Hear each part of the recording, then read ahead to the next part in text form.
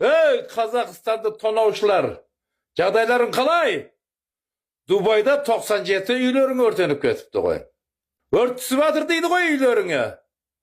Енді өздерің бастарыңа да өрт түсіп кетсе жақсы болар еді.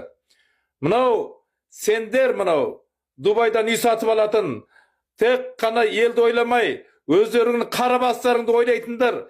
Сендер құрымай, Қазақстан оңалмайды еш уақытта. Сендер құрсаңдар ғана оңалып қалады. Тонап Дубайға апарып тықтыңдар. Дубайдан ана бұрышынан да, мына бұрышынан да үй албасыңдар. Не қылды енді? Аэропортта бәрін бомбить етіп тастады. Күлін көк көшірді.